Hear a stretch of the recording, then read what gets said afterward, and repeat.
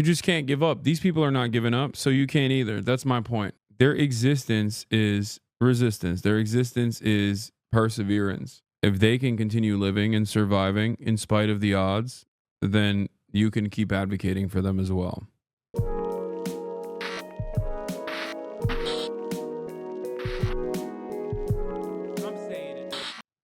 Let's get to this story as well. Robin Banks, thank you for the 10 gifted subs. Prime Minister Benjamin Netanyahu, he proposed that the U.S. actually take over the Gaza Strip, even open up the possibility of sending troops. The Gaza's entire population of roughly 2 million people should move elsewhere, is what he said. Chief White House correspondent Mary Bruce has more on the president's comments and all of the fallout. Good morning, Mary. Good morning, George. This is a brazen proposal. President Trump claiming without authority rights to one of the most contested strips of land in the world, announcing plans to displace. I'm going to keep it $150. This is the first and last thing I'm going to say. While this is happening, if your number one goal here is to get a dunk on what you have perceived as your true enemies, you are revealing that you do not care about the awfulness that Palestinians are subjected to. We already knew that. If you were actively telling people to shut the up about a genocide, okay?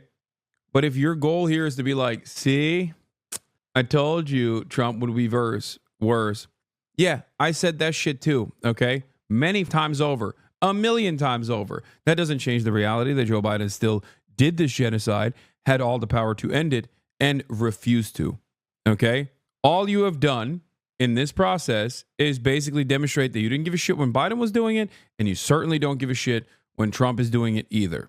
Okay. So you've already lost the opportunity to even quote unquote resist Trump from a hashtag liberal perspective. Okay. You mean how they're subjected to Hamas? What? Lightweight baby safe travels? Anyway, he's also just being open about doing the same things Biden was doing quietly, except there's a lot less death actively happening. Yes. We went from genocide Joe to genocide Don. Okay. That's it. But for people that immediately run to, make it seem like they give a shit, they don't. Yeah, hope everyone's happy now that they got Genocide Joe out of the office. It's like, the f*** do you mean? Yeah, he was. What are we? Are we joking? Was he not doing it? Like all of a sudden? That's how you can tell who has a heart or not. I told you so is not fun to do when there's someone suffering and you were just right about it happening one way or another. Yeah, you're not going to hear me say I told you so, even though I did say this, because I'm not a piece of shit, okay? Same goes for my former podcast co-host. I think it was Shonda Black who said, if you got a longer compilation of you saying the N-word with a hard R than the amount of times that you've spent on defending Palestinians, then we got a problem. Maybe you don't give a fuck about them. You know what I mean? Maybe you didn't care under any leadership. You can try to present yourself as caring, but if your ambitions and your motivation simply revolves around, calling your former podcast co-host an anti-Semite and a radical terrorist over and over again, perhaps most people who do care about the issue understand that you don't. Then I won't be voting for Democrats. Now Democrats do something, f around and find out. Like, what is this, man? The f is this? The f is this? So you just don't give a shit. And for the record, this is not just about Gaza for me either. I've said this exact same thing about undocumented migrants. Okay? I said this exact same thing. In the aftermath of Trump's electoral victory, Democrats were talking about how they're going to call ICE on their neighbors. That if they have any immediate family members of undocumented neighbors that they have that have voted for Trump, they're going to call ICE on their neighbors. I was like, what the f are you doing? Then you are a piece of shit. You're not an ally. You're not a friend. Okay? Like, you're a ginormous piece of shit. You're a bad person. You are no different than the Republicans that I hate. And the same goes for this as well. Sean's other banger. Any creator for Kamala that refused the DNC access to speak up for Palestinian liberation right off? Okay. Biden absolutely paved the way for Trump to continue the genocide. Yeah. And ironically enough, Trump paved the way for October 7 to happen because American foreign policy is uniparty and they only go in one direction. Okay. That's it. Right-wing Cope just did this. Just filed an ICE report against the grandma, the Indian kid Elon Musk hired because she overstayed her visa. Dark woke. I mean, I don't know how I feel about that. It's a dark woke is just a meme for the most part. I think dark woke is when you're supposed to actually be ruthless to the individual Republicans, not like, their grandparents. But dark woke is a joke anyway. That person is joking. It's still a gross joke, but whatever. I don't understand why liberals can't actually focus their angst, their animosity, their anger on shit that actually matters in terms of, like people with power. Why don't they do that? Why don't they do that? Why do they focus on weak people? Why do they dunk on the people that are going to get over under the Biden administration or under the Trump administration? Okay, sure. They're going to get over worse under the Trump administration. Good. I knew that as well. I said it as well. What do you want? A cookie? You want a medal? You want a ribbon? Lock in. Look, technically right now, I don't know if you can say that. I don't know if you can say that. I mean, I know that the amount of Palestinians in Gaza are dying today is less than it was during the Biden administration. Some USA. Wow. I'm sure all the liberals who really like Sam Cedar but really despise me will be shocked to find out that he had an identical perspective to mine. You didn't say Trump would be worse hard enough when Kamala was saying she wouldn't do anything different? Yeah, I know. Wait, what? You're joking, I hope. I hope you're not saying that like sincerely, because that is kind of what liberals are saying right now as they desperately look for the real reasons why Kamala Harris lost, which is a collection of leftists online, and not because she hugged and kissed Liz Cheney while simultaneously actively pushing out Palestinians or Arabs or Muslims from the coalition of voters. Like, genuinely, they just kept saying, we don't want your votes. We don't want your nasty ass votes. Those liberals can't attack Sam on aesthetic grounds, though, because he's very calm at all times. Yeah.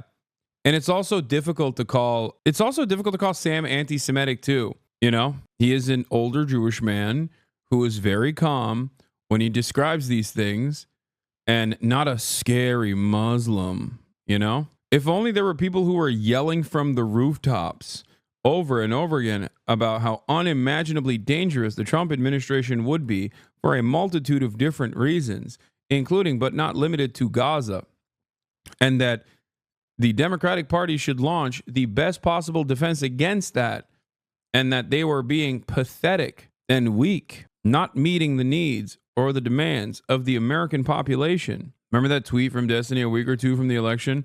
Talking about how if they won it, it would be proof that they didn't need lefties like you and they should excise you from the progressive movement. Yeah. Meanwhile, he excised himself, by being a alleged sex criminal.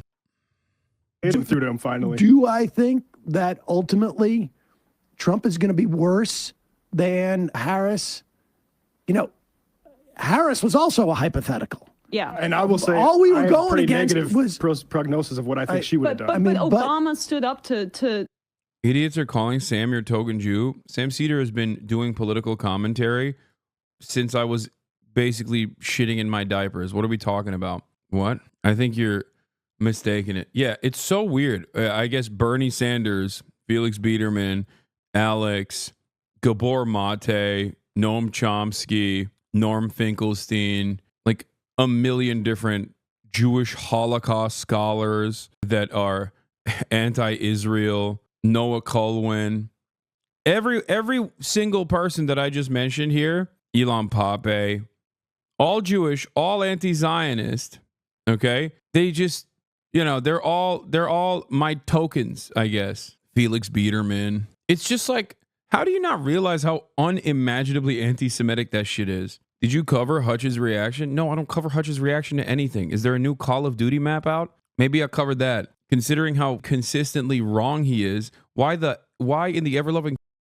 would I ever cover Hutch's takes on anything political related? I already listened to enough morons be professionally wrong all the time on the Republican side. What do you want me to do? You want me to also listen to professionally wrong morons on the liberal side? I'm sorry. Has that man ever had a correct take? Maybe he should pay Michael from Pennsylvania the $500 or $1,000 that he had. I think he owes him money for that bet. The Netanyahu with the Iran deal, like it's possible that Democrats would do it. It's not possible. But the circumstances have to align again. Like, I agree, but I just want to say, like, I think even I was saying it was worth voting for Harris over Trump, even if you said a null difference, because I think that's frankly the safest thing to credibly promise. Because I wouldn't predict any backbone from Harris on this. I don't even know if she would have secured the ceasefire, but well, who knows? But Scott from Detroit, it shouldn't be Sam's job to make the argument that Harris would be 1% better on Gaza. The Harris campaign was unwilling to directly say, we'll be 1% better on Gaza. Yes. Well, that's what I'm saying. It falls on them. The people that are blaming the voters on this, I mean, come on. Like, it's the same people right now, and I don't want to be too online about it, so it's a throwaway comment, but the same people that are saying, like, dunking. Yeah, I can't believe it. I can't believe the people did not respond to harm reduction arguments. Unironically, when on this issue at least, the Democrats didn't even do harm reduction arguments. It was actually Democratic Party boosters that were fantasizing about harm reduction arguments that the Democrats weren't even making themselves. The Democrats broadly communicated that they wanted to excise Muslims, Palestinians, anyone who's anti-war from their coalition. They openly did that, okay? Peep the date. Summoning circle, Mitch McConnell fall down the stairs. Wait, what? He's fallen down the stairs before. That's the craziest part. If Israel detested Biden slightly less and Blinken hadn't left work early every day to slather his face in shoe polish and commit musical crimes in his garage, you'd be defending the failed implementation of Bluesman's identical plan rather than pretending it didn't exist. Call me callous. But watching Trump do exactly what he promised to do and all the left is being like, no, is so funny to me. At least there's no more Genocide Joe, right? Yeah, there isn't any Genocide Joe anymore. It's Genocide Don now. I just, like, what is the argument that, like, Donald Trump being even marginally worse, potentially down the line, than, because he's going to be that way, obviously. There's no world in which Donald Trump comes across as better, right? Except for the brief moment of solace given to the Palestinians. You're so delusional, it's sad. Answer my question. Have you thought about a dress recently? Oh no, Trump is making everything better again. Aren't you happy? No men will be competing in women's sports. You're so delusional, it's sad. Brother, we moved on from this conversation, okay? We're watching your glorious king suck the penis of the Israeli leader, okay? A country that would not exist without our unlimited support. Hey, Trump supporter. Hey, Trump supporter, watch this. Look at this. I mean, Genocide Joe is a piece of shit, but let me tell you, I haven't seen him do this before. Hold on. We call this in the industry, we call this full service, okay? It's called full service, baby. Check that shit out. You like that? Look at your daddy. Look at your daddy, dude. Look at your daddy showing respect to his own daddy. Look at that. Ooh. Thank you, sir. Please be comfortable in your seat. Please, sir. I hope you had a wonderful day today. Another $1 billion of weapons coming your way, sir. I came from a middle-class family.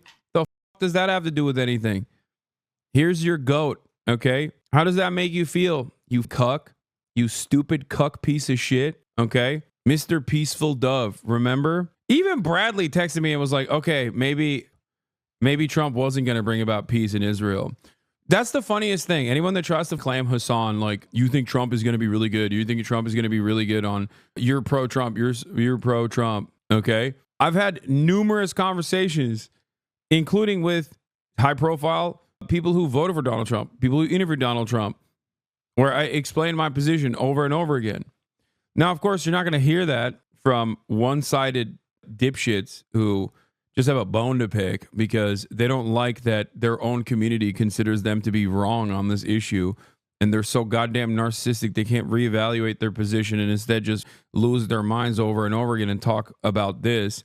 Bradley literally started a bet with me. Yeah, he recognizes that Donald Trump is not, following up on his promises. The American Communist Party is turning on Trump. Oh, wow. Real motion here. Palestinian anyway, let's get to the real story. Gaza into, quote, the Riviera of the Middle East. This morning, a stunning proposal from an American president. Donald Trump with the Israeli prime minister by his side, declaring that the U.S. will take over the Gaza Strip. and calling for the permanent resettlement of roughly 2 million Palestinians. The U.S. will take over the Gaza Strip, and we will do a job with it, too.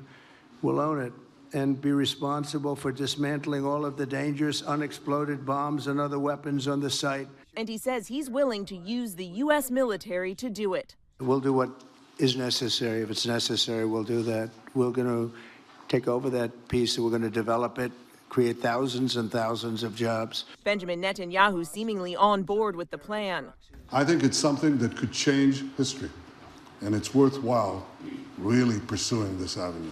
The real estate mogul turned president touting the potential opportunity. I don't want to be cute. I don't want to be a wise guy, but the Riviera of the Middle East, this could be something that could be so bad. This could be so magnificent. But Trump provided no details on how he could do this or on what authority he could take over the sovereign territory. His proposal likely a violation of international law. I do see a long-term ownership position, and I see it bringing great stability to that part of the Middle East and maybe the entire Middle East. And everybody I've spoken to, this was not a decision made lightly. The big question, who would live there? Trump broadly suggesting everyone is welcome, but he made it clear. Dude, the international law is over. Okay? It's never been more over than at this moment. Joe Biden already basically destroyed it, especially important to address because he was supposed to be the reasonable adult in the room that wasn't like Donald Trump that would renege on like previous American foreign policy decisions like Donald Trump did when he destroyed the Iran denuclearization agreement and things like that. And Donald Trump came in and was like, yeah, no, what do you mean international rule-based order? I make the rules. I give you the orders. You follow them. That's just how it's supposed to work, which in some respects is honest. It's brutally honest, right? There's honesty there. There's truth there, okay? But it's over. It's done.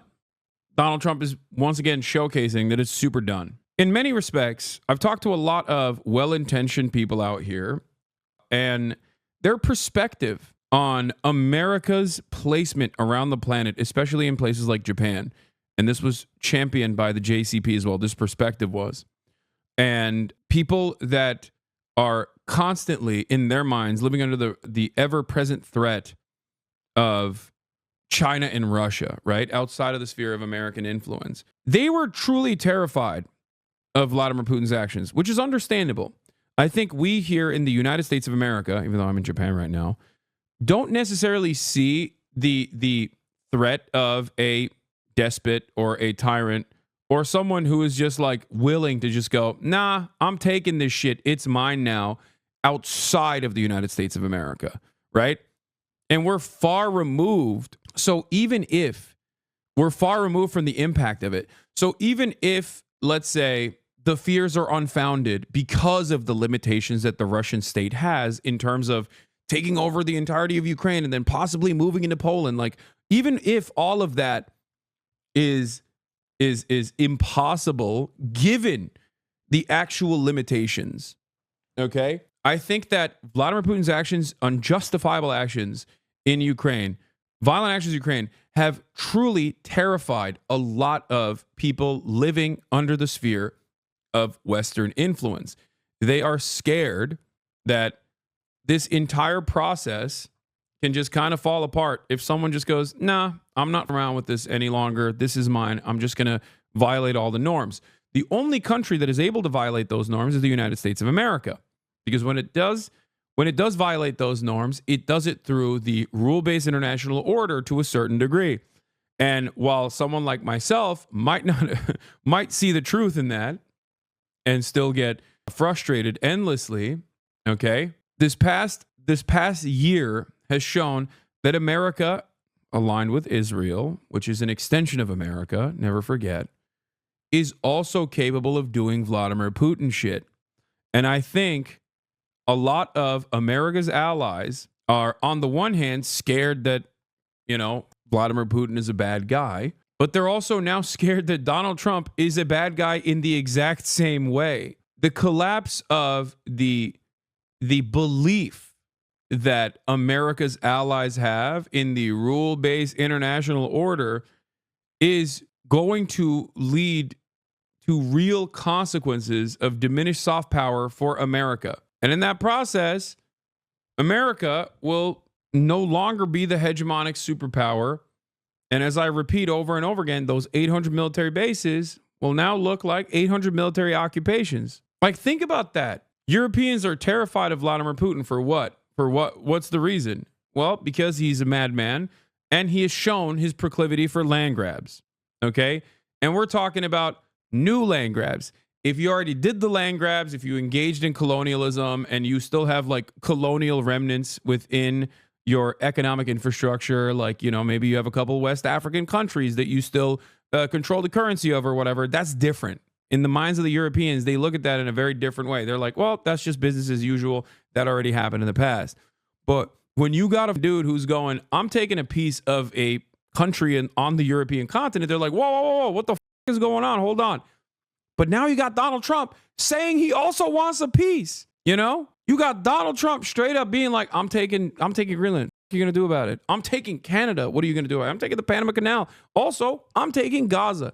I'm taking all of it. So this like overt, like pro-empire attitude with not even a lot of massaging of the narrative is something that I think a lot of people are understandably afraid of. Okay? It makes sense because in some ways it is very Adolf Hitler, especially considering that he also wants to do internal concentration camps for the undesirables that live on U.S. soil. Okay? For quite a long time, America has at least tried to engage in empire behavior.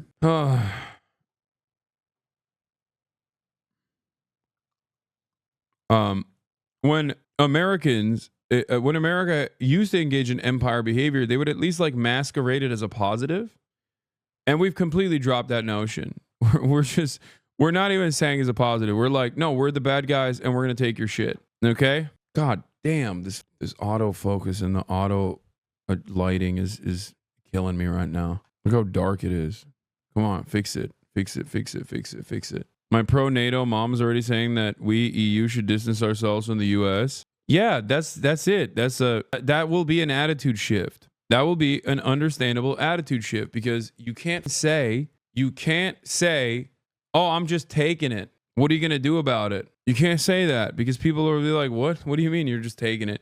You have to set up NGOs. You have to set up civil society organizations. You have to destabilize the country. You have to identify and isolate a real political instability that organically exists in the country. Then you have to really hammer on that political instability and then take advantage of the real, not American pushed, real anger and resentment that people have, fuel that anger and resentment. And when organic protests, grassroots movements actually mobilize, immediately overtake those grassroots movements. Okay? Cover it endlessly in the Western press. Talk about the instability. Talk about the ruthless and brutal ways in which this foreign adversary is destroying the country. Okay? If you don't do all of that stuff and you just go, no, I just want it because they have raw minerals like that I need, or I want to put like a shit ton of military bases here because I want to control trade in new trade paths that might open up as a consequence of climate change, then people are going to go, what? You know, you got to use a little bit of lube. You can't just get in there. You got to open it up a little bit. Donald Trump is saying, what are you going to do about it? That is the difference between in the Zizekian politics. That is the difference between neoliberal dad and authoritarian dad. Okay? Neoliberal dad makes you feel like this was your decision. Authoritarian dad says, nope, it's time out. Okay? My way or the highway. You are arguing for more imperialism? Wait, what? What leads you to believe that? I was protesting in Egypt in 2011 through grassroots movements. We got duped, took less than 2 years for a coup. How is it any different from Biden and Blinken going through Israeli wars? We've reshaped the Middle East in favor of American and Israeli interests. No, it's not different. Wait, what? No, that's what I'm saying. I'm saying that Biden ironically came into office saying that he was going to restore global order and America at its top. And then with Israel, he literally decided to throw it all aside because Israel's clear-cut violations of all humanitarian rights, all rules, all regulations, And America's endless defense of Israel made everybody see what was going on, the truth of the matter. Okay? Donald Trump is, of course, the in the most expected fashion, accelerating that process. That's why I always say American foreign policy is uniparty, but it only goes in one direction, and that is reactionary fascism. Okay? American foreign policy is uniparty. Right wingers come in and they make things even worse. Liberals come back into power after the regular cycle because the right wing is awful, and then people get really exhausted by it. So they're like, "Oh, we need to change immediately." And then liberals come in, they don't actually reverse any of those decisions, and they also kind of continue the uniparty approach. That's it. The Palestinian residents of Gaza should leave and relocate elsewhere. There are many of them that want to do this and build various domains that will ultimately be occupied by the 1.8 million Palestinians living in. And what have you done? I don't know. I try to do my very best with the limited amount of power that I have and the limited amount of influence that I have. I try to use that for good, try to educate people, help them understand the situation on the ground, help them recognize that in domestic politics, who is actually responsible for the pain that they experience, where American priorities are. I've set up numerous fundraisers that have totaled more than $3 million for numerous Palestinian organizations, 8 organizations that are actively working on the ground. You know, I try my best, and it's simply not enough. Okay. It's simply not enough. Wait, what? LMFAO in your $1 million home, educate equals encourage people to not vote. Good job, bro. Was there ever a moment? I wonder where this chatter is coming from. I can't tell. Considering that I spent 45 minutes publicly voting on camera and have very consistently talked about the importance of voting in general, I'm going to go ahead and say that you're probably watching YouTube videos where people are telling you that that is my perspective. Yeah. On the night of the election, we also asked eligible voters who they voted for. And apparently this screenshot, Kamala Harris, Donald Trump, other. Almost 80% of the community voted for Kamala Harris, understandably. And there were Trump supporters in there as well. Not every single person in this community is a Democrat, remember, especially on election night. You love taking the bait. I try to correct the record to the best of my ability because I always know that there's new people in here, and I don't want them to also be duped by outright lies. Ethan is saying you voted for Jill Stein. Prepare for that to be the new headline. That's amazing. You know what's really funny about all this shit? I'm sure there's a compilation out there of me literally ripping into Jill Stein over and over and over and over and over again. Like there are, I call Jill Stein a grifter. I debated chatters who kept yelling at me because I wouldn't advocate to vote for Jill Stein. It's so funny that people would much rather passively consume this content and my commentary from someone who has not watched it and has only seen the clips and is using this to smear me, rather than just actually coming to the political commentator and being like, hey, I don't know what your perspective is, but what is this? Impossible to remember every single thing that he's done. Here, I'll give you why you should not vote for Jill Stein, especially Donald Trump. What is this? Especially Donald Trump. Oh. Why you mustn't vote for Jill Stein and you definitely shouldn't vote for Donald Trump. That's the name of that's the title of this video. Okay, this is a fan channel. They clipped it. Yeah, he's framing this Trump Gaza news around you and how it's your fault. I feel like you can absolutely say that this is the fault of people like Hasan.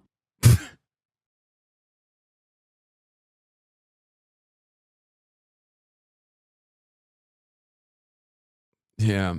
Oh my God. Oh my God. Yeah. I too look at a genocide that is occurring and think to myself, how can I make this about a person that I feel slighted by as an individual? That's what I say. And then I turn around and say, a genocide is happening. Like that's the deflection, as though that's like a real deflection and not a principled stance I have. I'm done. We got to stop. We're putting a ban on these idiotic Ethan clips, please. Like it's baby shit. It's for babies. You are a baby. You are a baby. Over and over. Bro made his whole personality an r/destiny hallucination. I know. Oh God, Hasan, if I was you, my ego would be through the roof. He's so obsessed with you. No, dude, I don't. I just want him to. I want him to be well. Okay, this is clearly not well. The difference between you and Ethan is that he doesn't allow dissidents on his podcast unless you pay for it, whereas your chat is open to the public. You are constantly on the defense from people who don't have to give up anything to comment on your live stream. Even if I wanted to go and try to spell some of the lies in his chat, I would be having to give money to a person. Oh my God, I'm completely in the dark right now. I have to fix this situation. Hold on.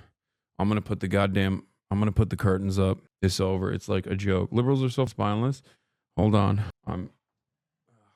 Gaza, ending the death and destruction and, frankly, bad luck. This can be paid for by neighboring countries of great wealth. Hours earlier in the Oval Office, the president argued Palestinians have no choice but to leave Gaza. It's a pure demolition site. If we could find the right piece of land or numerous pieces of land and build them some really nice places with plenty of money in the area, that's for sure, I think that would be a lot better than going back to Gaza. Shortly after welcoming Netanyahu to the White House, Trump digging in, asked point blank if he believes Palestinians have a right to return. It would be my hope that we could do something really nice, really good, where they wouldn't want to return. Why would they want to return? The place has been hell. It's been one of the meanest, toughest places on earth.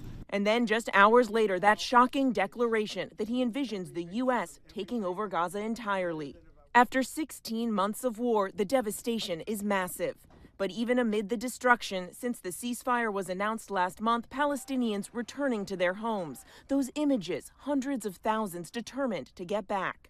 In Gaza this morning, Palestinians strongly rejecting Trump's proposal.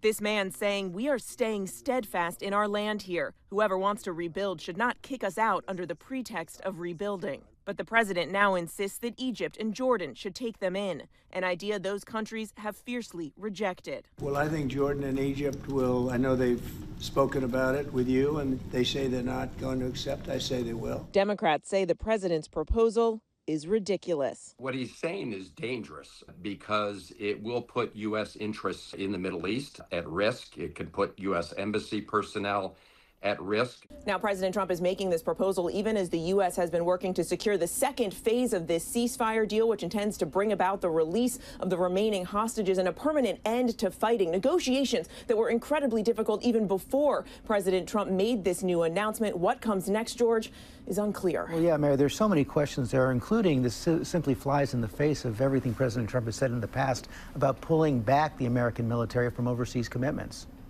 It certainly does, George. This goes against the promises that President made on the campaign trail. These are exactly the kinds of conflicts that he has tried to avoid and that the U.S. has tried to avoid in the Middle East for decades. Since the start of this ceasefire, hundreds of thousands of Gazans have begun moving back home, or what's left of it. This president, who is called Donald Trump, comes to us with a new method to displace us from our country where we are rooted. This man says, this is our land. We will not get out of it. But rebuilding will take more than resilience. A UN assessment estimates that clearing the more than 50 million tons of rubble left behind could take 21 years. More than 1.7 million have been displaced by the ongoing war. The U.S. will take over the Gaza Strip. Trump's proposal to resettle all of them has reignited painful memories of the Nakba, when hundreds of thousands of Palestinians were forced from their homes. Wait, what the hell? Yo, liberal media talking about the Nakba? What the hell is going on, dude? Oh my God, is resistance liberalism back? That's crazy. That is actually crazy. That is, wow, shocking. I didn't realize that mainstream media was deeply anti-Semitic. This is CBS Mornings. Isn't this where Tony Double Cirque shit on friend of the show, Ta-Nehisi Coates? Same program, by the way. What's happening? That's crazy. During the creation of Israel. What about infuriating the people who remember the Nakba, who talk about displacement? It's a very visceral pain for the 2 million people in Gaza. What I think President Trump is saying here is that Gazans, you have a choice. You do not need to continue to live under a radical jihadist regime. We will Oh, that's what he's saying. Oh, got it. No, he's saying he's going to do mass ethnic displacement. That's what he's saying. And you love that he's saying that. Like, that's it. God damn, dude. What a crock of shit this is. Ugh. Provide solutions for you. Does he mean that the 2 million Gazans will leave Gaza tomorrow morning? Probably not. But despite the destruction of the Strip, most Gazans remain determined not to leave. Both Egypt and Jordan have rejected Donald Trump's proposal, fearing, they say, for the population of Gaza as well as their own. Here's how Hamas responded to it. Hamas official Bassem Naim says Trump announcement of a U.S. plan to seize Gaza and ruin Palestinians is a crime against humanity and a reinforcement of the law of the jungle at the international level. Okay? He said the problem of reconstruction is not in the presence of the Palestinian people on their land, but rather in the continuation of the Zionist occupation and the stifling siege of the Gaza Strip for more than 17 years with American support. Naim called for urgent regional and international action to put an end to these malicious plans. As reports emerge that Netanyahu intends to sabotage future phases of the ceasefire deal, Naim reiterated Hamas's position that it intends to abide by the terms. We demand that the mediators, especially the United States, oblige the occupation to implement the ceasefire agreement in its 3 stages without procrastination or manipulation, he said. We are committed to implementing the agreement as long as the occupation commits to it, and any manipulation in implementing the agreement may cause its collapse. How does it feel to be coming back to the great US of A tomorrow? It feels awful, just genuinely awful. Because there are so many issues. There are so many insane issues in the United States of America. It sucks so bad. Over 1,000 people chanting, "Do your job," as Democrats speak at a rally defending U.S. aid. Environment seems to be agitated with Democrats, as with Trump/Musk's effort to seize the agencies. Yells of, "What are you going to do about it?" in response to Democrats talking about the situation. Do your job. Do your job. Do your job. Do your job. Do your job. Do your job. Even my insanely libbed up dad is like, what the f are the Dems doing? Yeah. Palestinians refuse to relive 1948 as Trump suggests leaving Gaza when you're indigenous to the land. Amir Karaja told CNN he would rather eat the rubble than be forced to leave his homeland. We are steadfast here, Karaja told CNN on Wednesday, as he was working on what remained of his home in the Nusayrat camp in central Gaza. Just put the fries in the bag. Got it. Sure. Caroline Leavitt walks back Trump's statements on Gaza from yesterday. I can't, like, what is lasered into the back of my mind is the smirk, okay? The insane, insidious smirk on Benjamin Netanyahu's face as Donald Trump talked about ethnically cleansing the Gaza Strip. He just sat there and he just smiled. Just so awful, insanely awful. Plans for Gaza, any and all Palestinians who want to stay in Gaza on their land. Like, dudes didn't leave their homes when they were getting bombed, man. Why would they ever leave during the rebuilding process, especially when so much of the Palestinian collective identity revolves around being displaced, you know? Will be allowed to do so. I can confirm that the president is committed to rebuilding Gaza and to temporarily relocating those who are there because, as I've showed you repeatedly, it is a demolition site. There is no running water. There is no electricity. The president wants these individuals to live in peace. He is committed to doing that with this very bold new plan, and we will continue to keep you apprised of updates as we receive them. If we put boots on the ground, American troops will be killed by a strengthening insurgency dug into the rubble of Gaza and will we rapidly become Iraq 2.0. Yeah, it's just, I don't know. Oh, shit's sad. Even Lindsey Graham is like, sir, I don't know about that. Yeah, this doesn't mean anything, man. Ask Senator Lindsey Graham about the President Trump's calls to remove Palestinians from Gaza, says he's been on the phone with Arabs all day and the approach will be quote unquote problematic. The idea of Americans going in on the ground in Gaza is a non-starter for every senator. It's great. Yeah. What are they going to do, man? It's also not a non-starter for every senator. There's one senator I can think of on the Democratic side that would love to be bipartisan. All I can say is I want to destroy Hamas, but I've been on the phone with Arabs all day. That approach, I think, will be very problematic. The idea of Americans going in and on the ground in Gaza is a non-starter for every senator. So I would suggest we go back to what we've been trying to do, destroy Hamas and find a way for the Arab world to take over Gaza and the West Bank in a fashion that would lead to a Palestinian state that Israel could live with. Fetterman already said he's down. Man, I was joking, dude. What the The only thing the Democrats can get together to do is just like more pain and cruelty for the Palestinians. They got no motion on anything else, dude. No motion whatsoever. Trump is just crippling the federal state, all of the regulatory bodies. Democrats are like, oh, we're just gonna wait until he up on his own. Okay. The only time they got any smoke is if, hold on. The only time they got any smoke whatsoever is when it's murder time. Populations and what that mass influx of people would do. To that, Donald Trump said those countries would play tough, but in the end, they would take the deal. They always do. Nate? Donald Trump described Gaza as a demolition site, as hell. Well, this is what it looks like today, after 15 and a half months of war. But for Gazans, it is home, however hellish. And they want to rebuild here, not be forced to move elsewhere. This is our country. If they want two states, fine. If not, we remain here. Where else would we go? We won't go anywhere. This is our land, the land of our ancestors. They are the ones who came from the other side of the world, bringing killing, destruction and displacement. We reject Trump's decisions and those of his aides and supporters who push for displacement. Why should we be forced into displacement? We remain here, even if it means living on the rubble of our homes. Better that than living in humiliation elsewhere. Benjamin Netanyahu sat by Donald Trump last night, barely able to contain his own surprise, and with a hint of a smile. Gaza is not a place for people to be living. And the only reason they want to go back, and I believe this strongly, is because they have no alternative. What's the alternative? Go where? There's no other alternative. If they had an alternative, they'd much rather not go back to Gaza and live in a beautiful alternative that's safe. Trump's proposal has stunned the Middle East, and the Palestinian representative to the UK was defiant.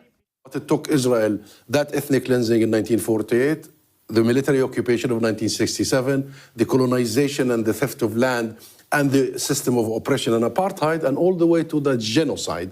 I guarantee this was part of the ceasefire deal. I mean, I told you that they had designs for at least doing a permanent military installation in northern Gaza, and that their designs for the West Bank was the permanent annexation. Like, that's it. I don't know. I don't know what else to say about the situation. I said it even after we talked about Donald Trump pushing for the ceasefire. I told you that there was probably going to be some additional things that the guy who got $100 million from Miriam Adelson was going to do. Yet the people of Gaza and the people of Palestine, our people, did not leave their homes. Netanyahu is still in Washington for a few more days. Back home, he has been under pressure from the extreme right to resume the war in Gaza.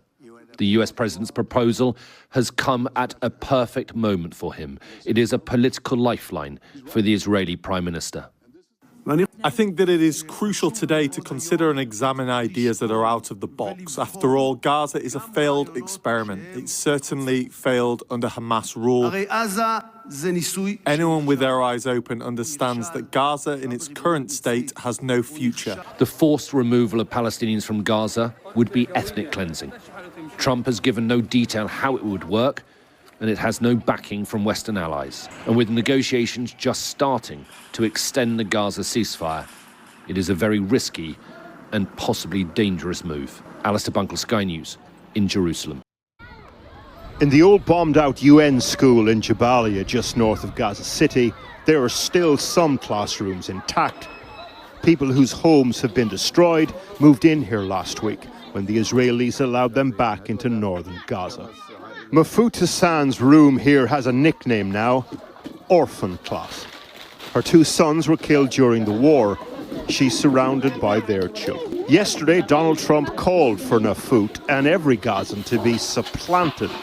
But no army in the world could move her out of Gaza now because it's where her sons are. ايش مصيرنا اللي جاي مش عارفين. رغم هذا الحمد لله الحمد لله الحمد لله على كل اقسم بالله رغم ولا مصير لا مش هضاني قاعد فوق الرب قاعد. Nafut's daughter Lubna brings our team to the family home further north in Beth Hanun. The children, all 10 of them, come along. The house was destroyed in the bombing at the beginning of the war. The family have since moved at least 6 times. ما أعرف وضل خلوا ذكريات ولا حاجة خلوا من الذكريات كله راح الحمد لله إنه أولادي سلموا وأحفادي سلموا والحمد لله الحمد لله هذا بكفي كله بتعوض. As she speaks, the children find new playgrounds in the ruins. Adults see collapsed homes, they see slides. And thus begins the business of putting down delicate roots again. This family travelled back to the north of the Strip and home. Last week, our team also met Afsala on the road heading south to Khan Yunis, one of the hundreds of thousands on the move. She was heading there to reunite with her daughters. It's just crazy that like every day there's a fresh hell. Every day. These images, and even far more gruesome images than this one, have been burned into the collective consciousness of so many, especially those who don't only consume mainstream outlets. Now, mainstream outlets are, 16 months late to the game, but finally covering it with some truth and dignity. Perhaps a little too late. And I don't know. I don't know where it's going to go, because I don't want to lose out on hope that, all of this pressure won't amount to anything, and say that all of this pressure won't amount to anything. But, I am worried.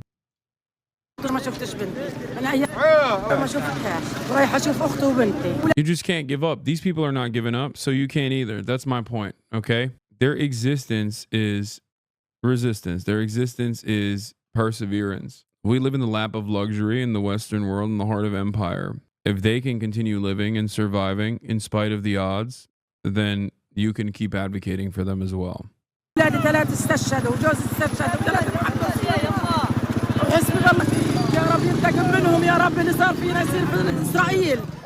Afaf arrives at where her daughter, sister and extended family are staying. A grandchild sees her first, then inside to her daughter.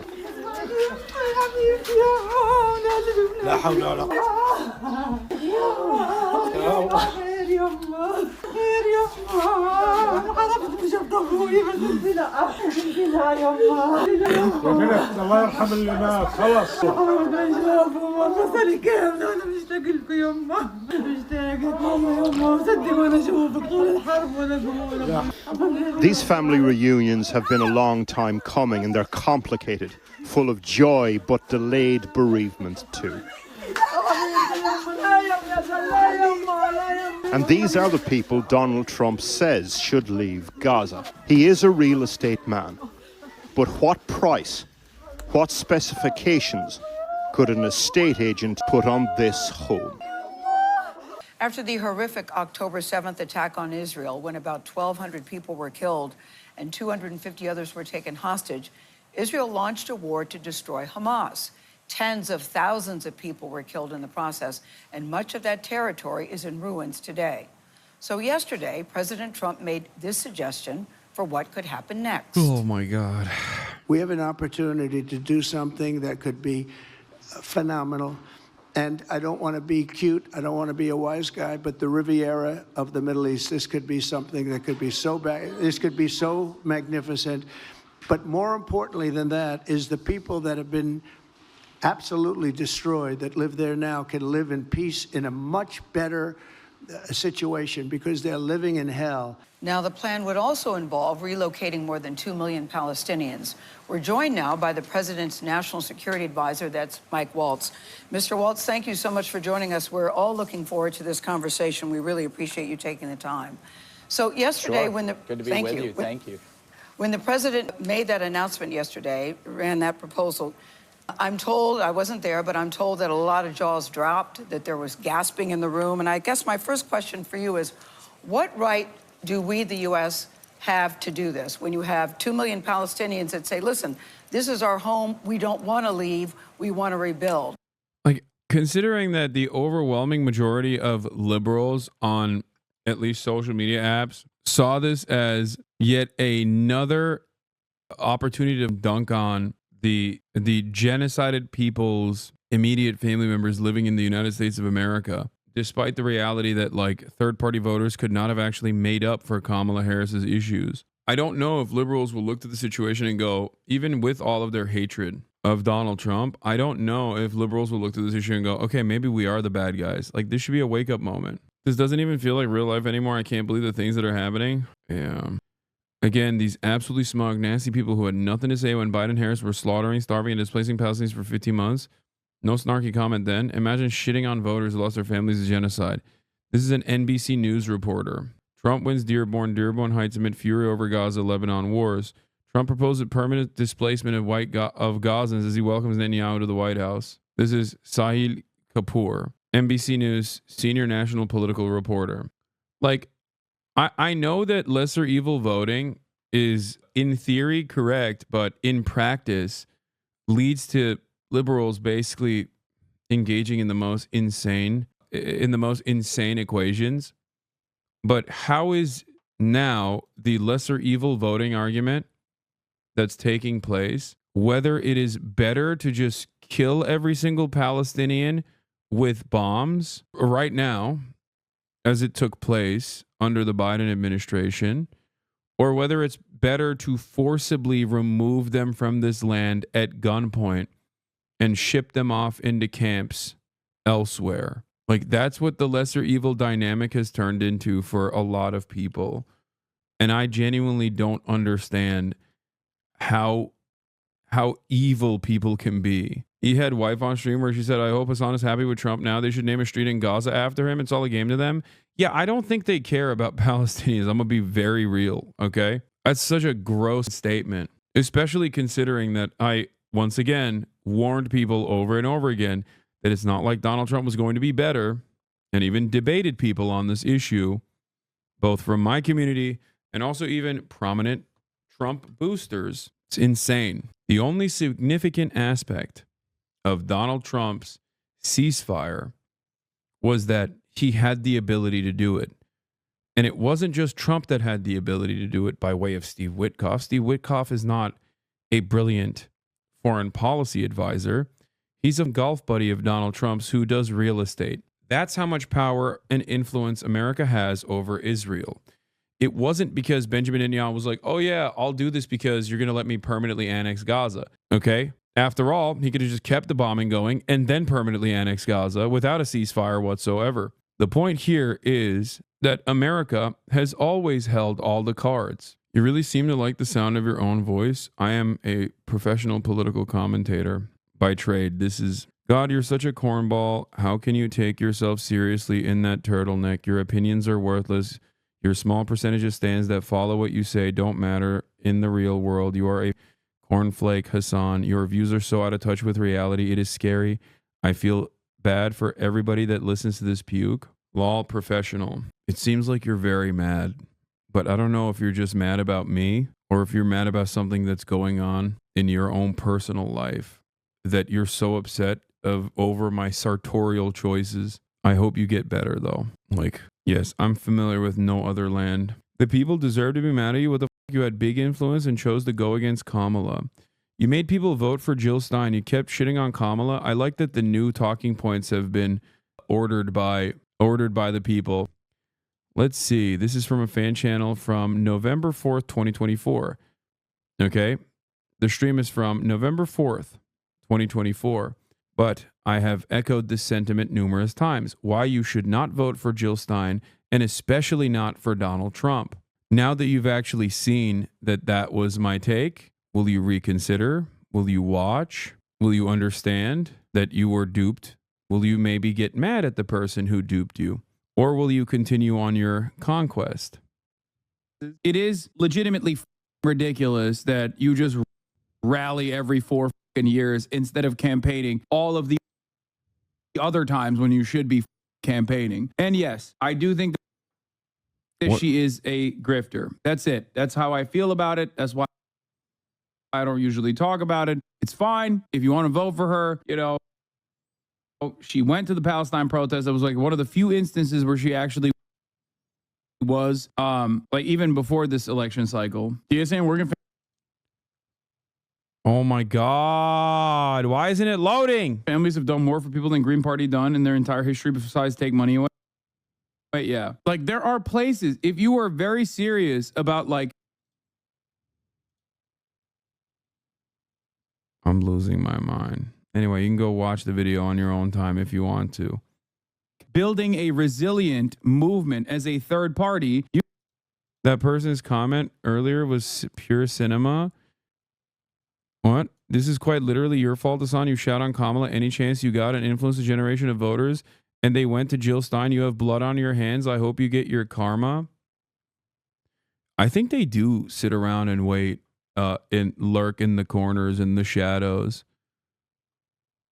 Oh, this person is just doing the copy pasta over and over again. I thought they were being serious. No, that person is repeating Lucario Times message. The people deserve to be mad at you. What's really weird about it is like my views on this stuff are not sheltered or hidden. It's pretty, it's you know, out there in the open for those who choose to seek it out.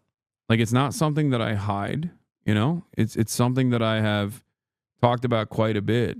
So if you're coming from, you know, if you're coming from a particular community that has like told you, that has mischaracterized my position, and then I tell you like with evidence that that is not the case, does that make you reconsider your allegiances?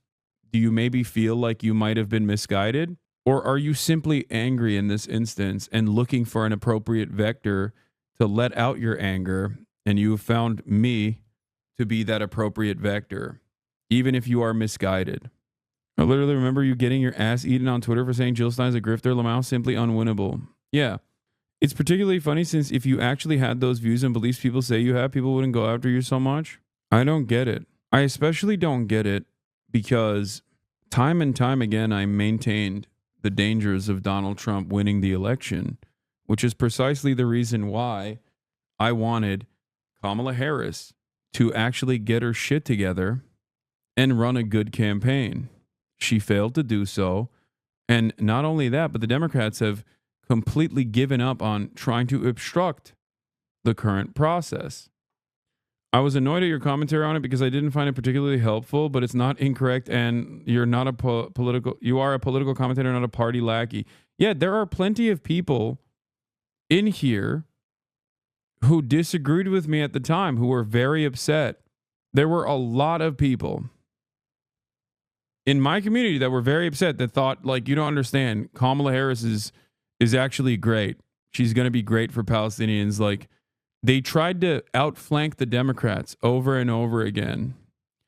They tried to outflank the Democrats over and over again and try to make arguments that the Democrats themselves were not presenting. And I kept repeating to them, if Kamala Harris does not actually come out with these messages that you're claiming she's coming out with in this chat, she's going to lose.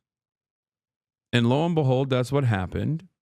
And I think plenty of people understood that. Plenty of people in this community understood that. They were like, all right, you know what? I didn't agree with you at the time, but I admit that you were right. Remember that TikTok before the election? Perfect run. What are you saying? And they still believe that. I just don't understand what people foresee. But let's not act like you would have been in the moral wrong if you had actually shout on Harris and praised Stein. No, I think Jill Stein is not like a competent nor serious political actor. It wasn't because I wanted to subtly defend Kamala Harris. It's just my opinion. Most Americans support Israel, so she couldn't be saying she supports Palestinians. This is not correct either. This is just not correct. There were numerous studies, numerous polls that were conducted throughout this entire process. The overwhelming majority of Americans wanted a ceasefire. The overwhelming majority of Democrats wanted it, more than 80%.